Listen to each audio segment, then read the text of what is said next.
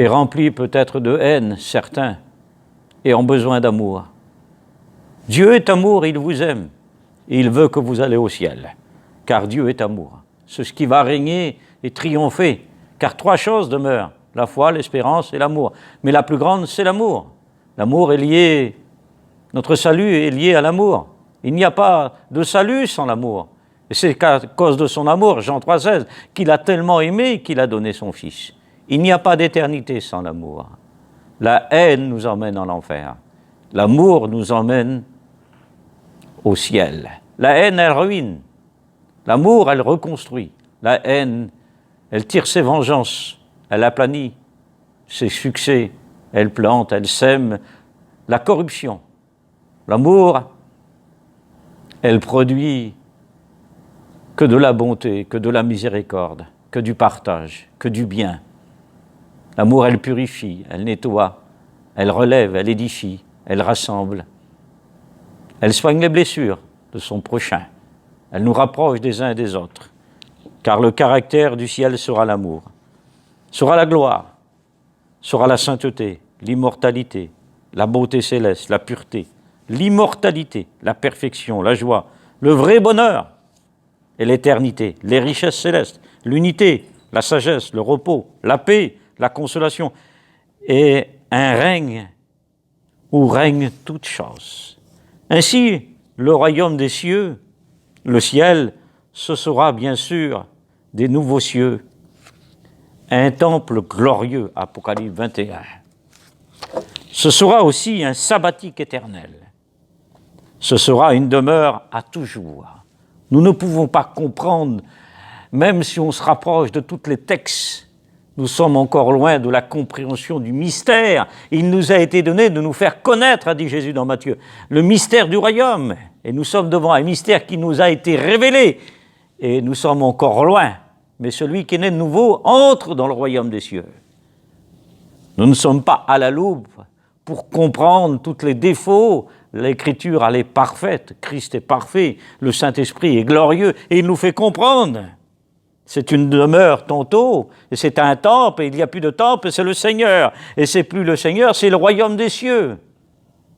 Mais le Seigneur est toujours là, il règne, car il n'y a pas de ciel sans le Seigneur. C'est impossible, il est le chemin, Jean 14, verset 6.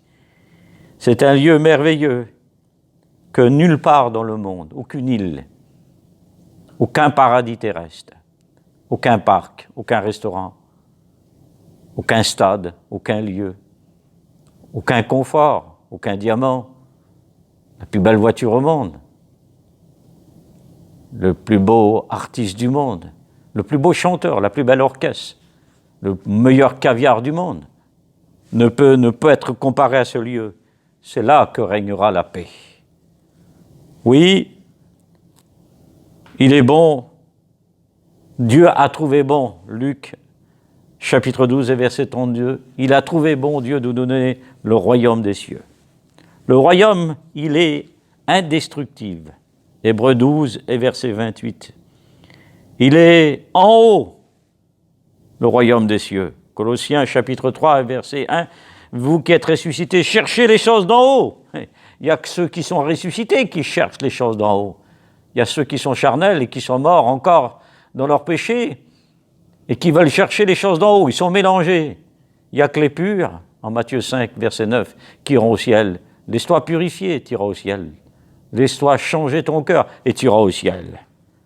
La demeure du Très-Haut, c'est appelé Isaïe 57, verset 5. La demeure éternelle, le lieu élevé, Isaïe 57, verset 5. En résumé, le royaume des cieux, comment la Bible décrit les nouveaux cieux, une nouvelle terre, une épouse qui est préparée pour son époux. Car dans le contexte juif, coutume juive, l'époux, elle devait se laver, se nettoyer, se purifier et devait mettre son vêtement brodé de fin lin pour rencontrer son époux aux noces. À tous ceux qui ont été lavés et qui ont de fin lin peuvent rencontrer l'époux. L'homme, dans Matthieu, chapitre 22 de Matthieu, n'avait pas revêtu. C'est pour ça qu'il ne peut pas entrer dans le ciel. Il n'y a que ceux qui sont qui sont revêtus. Le Seigneur t'invite. Le roi vit qu'il y avait de la place dans les salles des noces. Et il dit à ses serviteurs de contraindre, d'aller chercher ceux qui sont derrière les haies, ceux qui sont estropiés, aveugles, malades, boiteux, de les rentrer.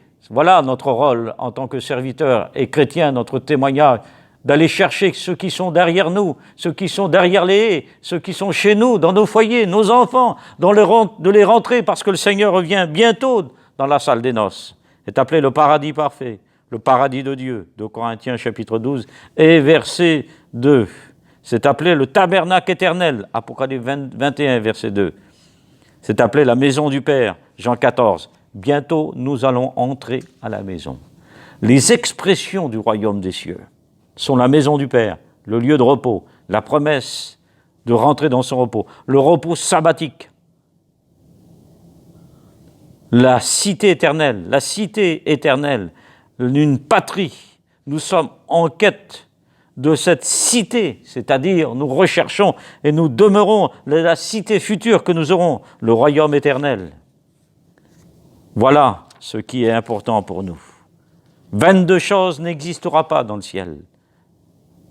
Les choses actuelles, la terre présente, la mer, les larmes, le deuil, les cris, la douleur, les souffrances, la lune, l'insécurité, le péché, la maladie, la lumière, la tentation, la faim, la soif, la condamnation, la persécution, la séparation, et bien sûr le virus qui nous fait tant de mal n'existera pas. Apocalypse 22 et verset 5. Dans le royaume des cieux, il y aura des nouveaux cieux, une nouvelle ville, un temple parfait, un paradis glorifié. Nous aurons un corps nouveau, un nom nouveau, un cantique nouveau. Autour de nous, une nouvelle ville pure. Au-dessus de nous, nous aurons bien sûr un royaume des cieux tout neuf, tout nouveau. Et il y aura des nouvelles choses devant nous. Devant nous, une réalité à la dimension de Dieu, à la révélation de l'Apocalypse, de la dimension de Dieu.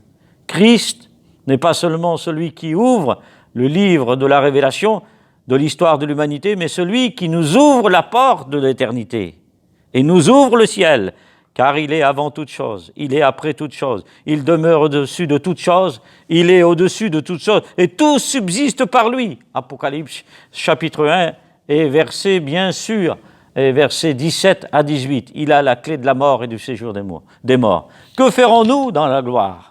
Nous l'adorons, nous le louerons, nous le remercierons, nous chanterons à sa gloire, nous le glorifierons, nous lui parlerons, nous le contemplerons, nous se prosternerons devant lui, nous se reposerons en lui.